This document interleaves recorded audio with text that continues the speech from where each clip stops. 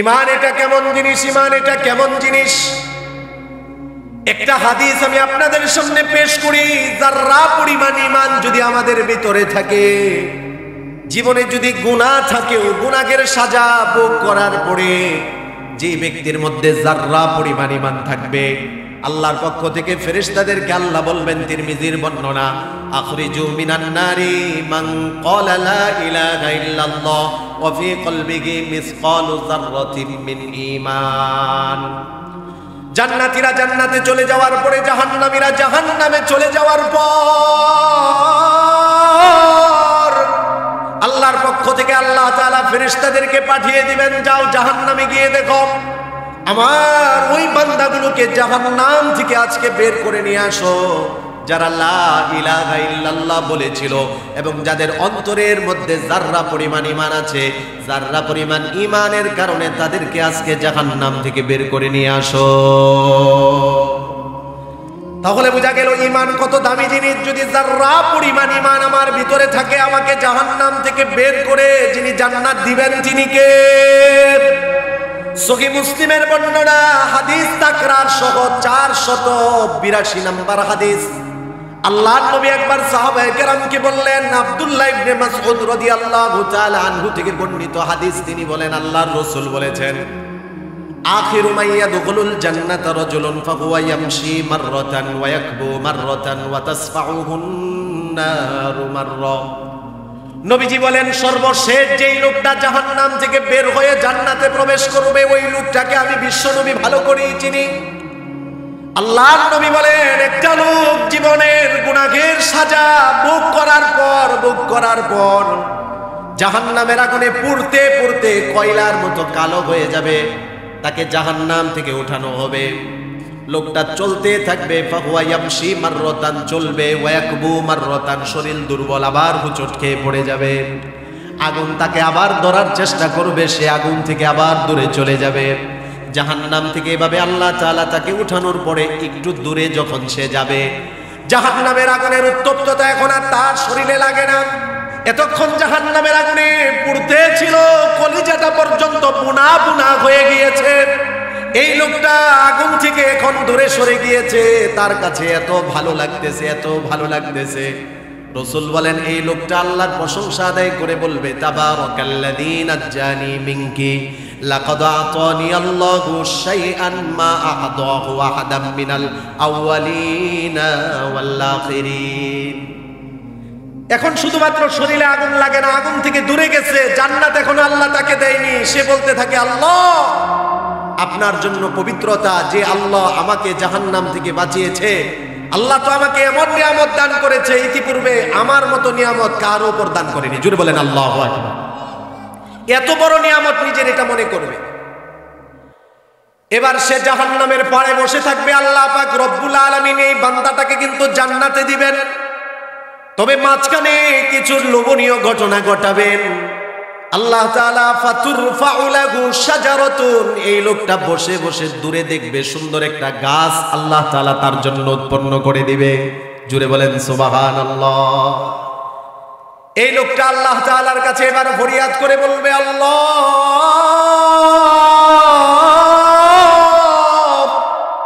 রব্বি আদিনি মিন হাদিহিশ শাজারা ফালাস্তাযিল্লা বিযিল্লিহা ওয়া আশরাবা মিন মাইহা। ওগো আল্লাহ, ওই যে একটা গাছ দেখা যায়, বৃক্ষ দেখা যায়, ওই গাছের নিচে আমি গুনাহগার বান্দাকে আপনি একটু নিয়ে দেন, আমি ওই গাছের নিচে থেকে গাছের ছায়া গ্রহণ করব আর পানি পান করে আমার কলিজা ঠান্ডা করব। আল্লাহ তাআলার কাছে এই ফরিয়াদ করার পরে আল্লাহ তাআলা প্রশ্ন করবেন, বান্দা যদি আমি আল্লাহ তোমার এই দোয়াটা কবুল করে নেই, তোমাকে যদি ওই গাছের নিচে আমি রেখে দিই, এরপরে তো তুমি আরো কিছু চাইবে। বান্দা এবার আল্লাহর সাথে ওয়াদাবদ্ধ হবে, ও আল্লাহ লা আসআলুকা বা'দাকা গায়রাহা, যদি আপনি আমাকে ওই যে ওই গাছের ছায়ার নিচে রেখে দেন, আমাকে যদি গাছের পানি পান করার সুযোগ দেন, আমি আল্লাহ আপনার কাছে আর কিছুই চাইব না। আল্লাহ তাআলা বান্দাকে গাছের নিকটে রেখে দিবেন। বান্দা এবার গাছের কাছে গিয়ে ছায়া গ্রহণ করবে, পানি পান করে তার কলিজা ঠান্ডা করবে।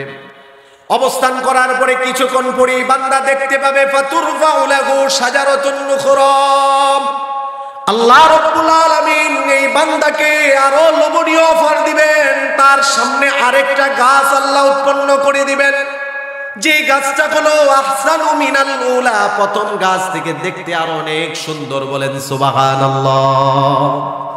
বান্দা এবার তার এই লোভ সহ্য করতে পারবে না, বলবে রব্বি আদিনিনি মিন হাদিহিশ শাজারাম ফাল্লাস্তাজিল্লা বিজিল্লিহা ওয়া আশরাবা মিন মাইহা।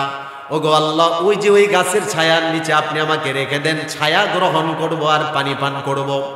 আল্লাহ তাআলা ডাক দিয়ে বলবেন, ও বান্দা, তুমি না বলেছো তোমাকে প্রথম গাছের ছায়ার নিচে রাখার পরে আর কিছুই আমার কাছে চাইবে না? আলাম তুআহিদিনি আন লা তাসআলানি গায়রাহা, তুমি কি ওয়াদা করোনি যে আমার কাছে আর কিছুই চাইবে না? বান্দা বলবে, আল্লাহ ওয়াদা করেছিলাম, কিন্তু এত সুন্দর দৃশ্য দেখে আর মানতে পারিনি, ওয়াদা ভুলে গেছি, আল্লাহ দেন। আল্লাহু আকবার বলেন। বান্দা এই দোয়া করার পরেও আল্লাহ তাআলা বলবেন, যদি দ্বিতীয় গাছের নিচে রাখি তাহলে তো এরপরে আরো কিছু চাইবা। বান্দা আল্লাহর সাথে এবার আবার ওয়াদা করবে, ফায়ুআহিদুহু আল্লা ইয়াসআলাহু গায়রাহা। বান্দা আল্লাহর সাথে ওয়াদা করবে, না না, যদি এই গাছের ছায়ার নিচে আল্লাহ আপনি আমাকে রেখে দেন, আর কিছু আপনার কাছে আমি চাইবো না। আল্লাহ তাআলা এবার দ্বিতীয় গাছের ছায়ার নিচেও বান্দাকে নিয়ে যাবেন। কিছুক্ষণ পরে ফাতুরফাউ লাহু শাজারাতুন নুখরা,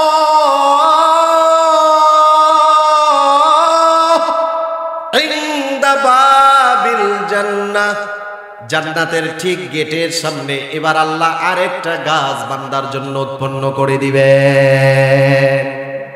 বান্দা এই লোভ সামলাতে পারবে না, আবার চাইবে, দোয়া করবে, আল্লাহ আবার তাকে এখানে রেখে দিবেন।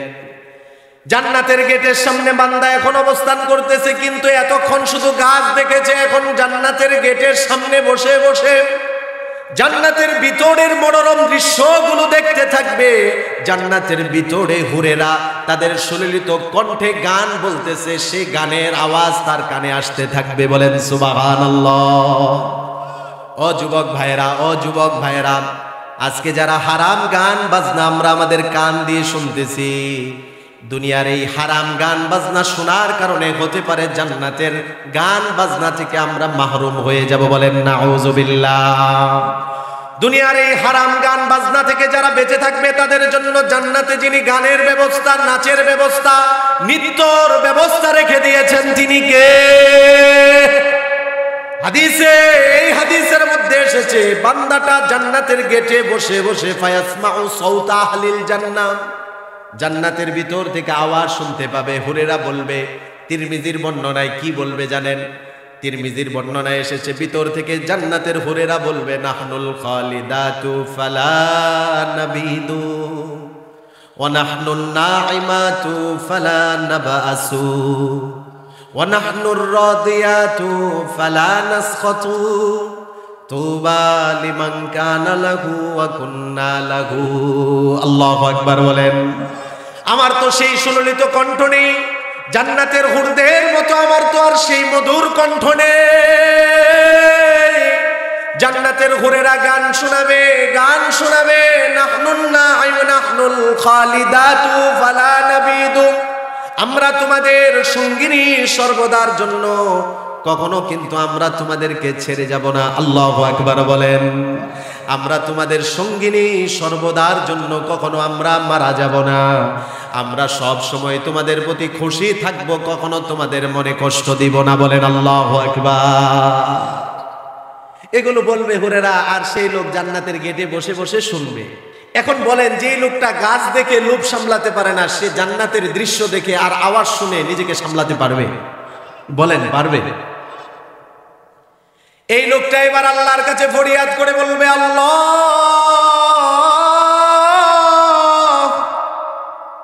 এই যে জান্নাতের দৃশ্যগুলো দেখতেছি, আওয়াজগুলো শুনতেছি, আমার আর সহ্য